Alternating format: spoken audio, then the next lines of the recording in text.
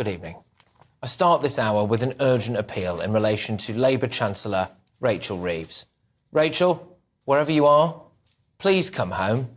Your family misses you. I mean, the country doesn't, but we would appreciate it if you could come back and clean up the flipping mess you've made. Reeves has tanked the economy and she's nowhere to be seen. She didn't turn up to Parliament yesterday. Performance, I think we've just seen. Which leads me to the question, where is the Chancellor? It is a bitter regret that at this difficult time of these serious issues, she herself is nowhere to be seen. Mr. Speaker, in the last 48 hours, borrowing costs have reached a 27-year high, and it is the Chancellor's decisions that have led us here. Where is she? UK borrowing is the highest since 2008. The pound dropped below 1.22 against the dollar this morning. The government's 30-year borrowing costs hit the highest since 1998. British debt costs are now 1.4 percentage points higher than Greece, the worst victim of the Eurozone crisis 15 years ago. Investors believe the economy is trapped in a damaging cycle of no growth and rising inflation, with high taxes deterring business investment. Job cuts have hit a 4-year high. Business leaders are blaming her budget. Food prices are set to soar by 20%. What has she done? Well, she's off to China. She's gone to China amid all this chaos. And actually, we here at GB News have come into possession of an item that fell out of Rachel Reeves' luggage at the airport, and we can bring that exclusively to you now. It's a personalised copy of Chairman Mao's Little Red Book. I mean, I had wondered whether or not she was only going to China so she could report back to her handlers, but now we appear to have confirmation. It's a joke, Rachel. It's a joke, Rachel, and your lawyers. Do you remember when that wise sage and former totally impartial BBC guru Andrew Marr said this? You look at the chaos going on the continent, particularly in France. You look at the chaos likely ahead in the United States. And suddenly, for once, for the first time in many of our lives, actually Britain looks like a little haven of peace and stability. And that in itself is going to draw money into this country. Oh, yeah, that's good, isn't it, Andrew? That's nice. Yeah, well, anyway, Rachel Reeves has given pay rises to her union mates. She's freezing pensioners, ruining farmers, crippling kids' educations, destroying businesses, collapsing the pound, and now she's legged it. She's done a runner. She couldn't even get a LinkedIn profile, right? She had a below-average career, and now she's a way below-average chancellor. Remember when she was pictured partying with civil servants after the budget? Yeah? Well, she's going to need a stiff drink when she's been given the sack, isn't she? Rachel Reeves is, and always has been, way out of her depth. Although I think she's done the country a massive favour. Because by the time she's finished, there's no way this country is going to want a Labour Chancellor again for at least a generation. Let's get thoughts from my panel this evening. The Director of the Centre of Migration and Economic Prosperity, Stephen Wolfe. The star reporter at Guido Fawkes is Ali Wheatley, and journalist and broadcaster JJ Anasobi. Stephen, you know, I was probably a bit unfair on the lady there, wasn't I? Yeah. No, seriously, why has she legged it to China? Not unfair enough. Maybe she's gone to try and purchase some goods from Shein and Temu and hope that they'll come and join the London stock markets, considering you've missed that one out. Right. That's crashing as well. Oh, good, is it? Right. Yeah, I mean, and more companies now leaving the stock market because we've not been advanced enough in deregulating in the benefits that we would have got from Brexit. But the turmoil in the financial markets is showing that international investors are losing confidence in Britain. The fact that we went to 5.445% in bond markets meant that they're now saying we don't believe what Rachel Reeves is saying about the economic growth. They're concerned about the money that they're investing. And not only that, it's beginning to spread throughout the economy. We look at the FTSE 250 companies. They went down 4% just this week alone. So what we're seeing is prices rising in gas and electricity and energy costs. That's going to make our businesses more expensive. Businesses are going to have increased costs because of the VAT and national insurance contributions. We've got increasing costs because of our bond markets. The economy is completely screwed. And when you use the Andrew Marr's words, we're in chaos. And chaos is being missed because she's in China. But in fairness, what Andrew Marr said at that time was truthful at that time, because thanks to Truss and the Tory government, that was the worst the economy's been in a century or whatever. No, it wasn't. So, yes, it was. Truss destroyed... 10-year gilt yields were up a full percentage higher than Trust. But Truss did destroy our economy. No, she didn't. Yes, she did. And the country... Fallacy. No, it's not. It dropped down. It dropped.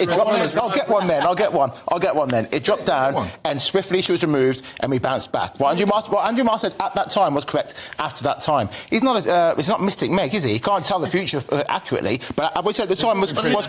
The country felt like... lied to by... How much longer do you think Rachel Reeves has got left? Because this is dire straits. Yeah. Bloomberg are putting articles out there now saying that this is all going to pop. Yeah. She's off to China. She can't run away forever. This is a huge mistake from Rachel Reeves to flee to China, because when you're absent as a Chancellor, you create a vacuum. You know, markets thrive off rumour and gossip. Yeah. What a strong Chancellor would have done was stay in the UK, cancel the trip. She was, facing a lot of pressure to, as Guido has, been following and reporting on, and said, don't worry, we have a plan. Don't bet against us, otherwise you'll lose out. I mean, to be fair, if she had done that, she's lost most of her credibility anyway, as we were talking about earlier, as Guido revealed, another plug. But this is important. Yeah, but she argued that she'd never have had the job in the first place. Well, exactly. She said she was an economist at HBOS, but in fact she was working in the complaints team. Rather helpful experience now, I would argue. During the election campaign, she promised there were no, big tax hikes, and etc. Of course, But she'd have failed any compliance control over it. Let's look at what happens now, OK? Yeah. So she's going to have to either cut public spending or raise taxes, and she's not cutting... Or break her fiscal rules. Or break her fiscal rules. Spooking the Treasury and... Well, she'll spook the markets again. What is really concerning about this is obviously she changed the rules from the OBR to be able to allow herself and the government to borrow more on different parameters. And what the markets are going to analyse this at the moment, I've been looking what Deutsche Bank have been saying, I've been looking what Goldman's have been saying on this, is that is actually deeply under pressure. And if they start getting this fiscal gap even more narrowed, then they'll have to say, right, we've got to ask for more money if we're going to lend it to you. Britain is in desperate debt because we're one of the top G7 countries that borrows more from financial markets across the globe, and without it, we don't survive. Does she have to go? Does she have to resign? Does she have to be sacked? I think Starmer will give her a chance to turn it around, and that may mean she has to completely throw whatever she said out the window and do a complete U-turn, which her boss is used to doing himself. Sources in and around the Cabinet Office are all saying this is make or break territory. They've lost the plot. There is serious unrest within the party about Rachel Reeves, and it's not looking like it's going to get any better for her. Let's think about this, right? So this was Keir Starmer's top team. So you've got Tulip Sadiq, bitter hot water, she denies any wrongdoing. You've got Angela Rayner, not necessarily the best actor. There's a story today about her using civil servants to help clean her house out, isn't there? You've got David Lammy. What's he engaging in now? Progressive realism on the international stage. Fantastic. I'm sure that everyone's dead happy about that, especially Putin and Xi Jinping. This is his top team that he's got at the moment. Flipping at Yvette Cooper, good grief. You've got, Jess Phillips, she's in hot water. Well, who do you replace Rachel Reeves with? But don't forget Hogwarts Darren Jones. You can replace him with him. Has he had a day in business? Maybe he has. I don't know. Has he? I don't know. He might have had a job. Wes Streeting would be much better at I'm communications, to be fair. I mean, Rachel Reeves is terrible. Just running away. She looks absolutely, sour all the time. I mean, I don't know. Or but maybe even there's one idea that's been floating around: bring back Gordon Brown. You could do a Lord Cameron. Well, don't forget after the gold market when we had the brown bottom. So there we go. Well, that's what it said. I was talking about markets. but seriously, how much worse do you think this could get? Because the concern is that. For Labour, I imagine that, all right, for all of this Truss stuff, they are now polishing Truss's reputation. They are. Yeah. And so people thought that was unpolishable for quite a while. Yeah. And so we are where we are in that sense now.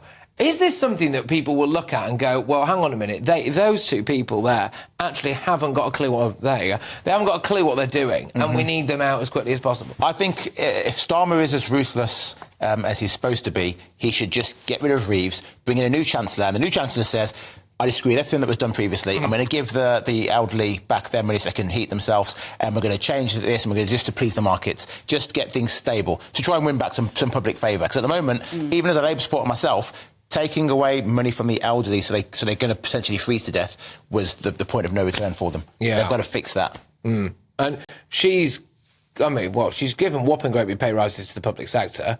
Yeah, they're all factored in by the markets. The markets will consider that as saying increasing state costs, the public sector. And when one has to balance, how do we pay for that? And as I mentioned before, the way that we pay for that is by borrowing money from the international markets to pay for our public services. That's been part of Labour's plan. And now the markets are saying we don't actually agree with this because you're not injecting any growth into the economy, you're actually making it worse. Yeah, and of course what's happening towards the end of this month is that people are going to be filling in their self-assessment forms, they're going to be paying tax. And that for the most part, is backdated for a year. So they're going to be thinking, good grief, I'm paying this much now, what am I going to be paying after a year of Labour? The realisation, when you see it literally come out of your bank account, is going to start to set in for people, isn't it? Small businesses, we've also, other things I could have added on the list there. I mean, retailers are letting people go. Yeah. There's terrible footfall. In April, I've been speaking to a number of businesses in retail businesses and pub sector. April for them is the deeply concerning time because that's when business rates quadruple for many of them. I've talked to a number of pubs, for example, that said they're going to have to find £40,000 to £50,000 per pub just to survive I'll have next to fall year. off the wagon for that. Yeah, so we'll have to drink an awful lot. Yeah. Like Christmas every day. Though. Well, I need to drink 5,000 to be able to help. know. But that's what you're going to face, and that's where they're saying this is when you're going to get serious unemployment. When Starmer said he was for the working man and the working people, it seems to be the working people who are getting screwed. Just practically speaking, about going back to the fact that she's now in China, you look, Starmer's spent the equivalent of a working month in the air so far. Another Guido calculation. Another Guido calculation. It's almost. Synergy. You should have your own show. So he spent a month or so in the air. Rachel Reeves is now in China at this exact crisis point. Now, is it almost, do you think, as though they are scared of coming into contact with the British public? Yes, absolutely. She's running away.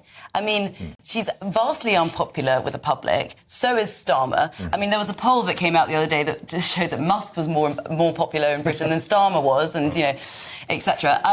And so I don't think she can come back from this. For me, it's not a question about when will she go. If she'll go. It's when. Yeah. Do you think she's way out of her depth and she's been found out? No, I don't think she's way out of her depth and been found out. I think she had good intentions and she hasn't been able to pull it off. In the same way that Liz Truss had good intentions and thought this is going to fix things, and the plan didn't come off. But I don't think she's out of her depth. I think the markets haven't reacted as they should have done. What do you think? Is she out of her depth or is it the market?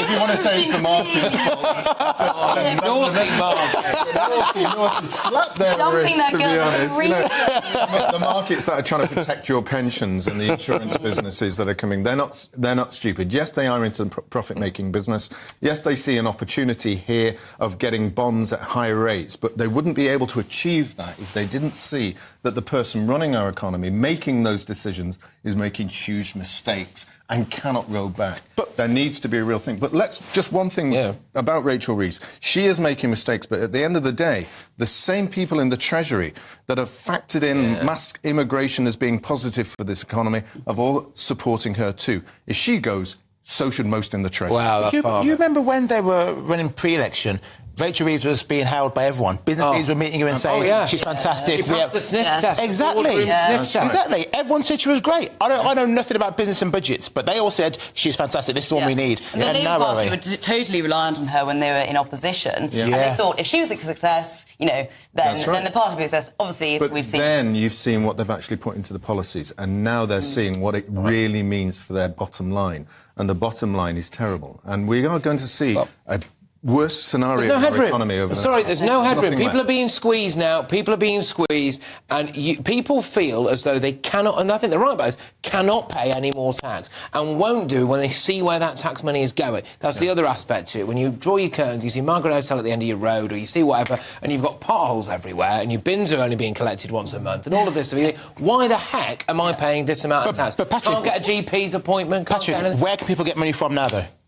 Well, all the millionaires are leaving, so they're not paying. Exactly. Anyway, there we go. Right, and on that note, I said, Patrick, where can people get money from now, though? Do it one more time, JJ. Patrick, where can people get money from now, though? I'm glad you asked, because Our biggest and greatest Great British giveaway is £50,000 in tax-free cash.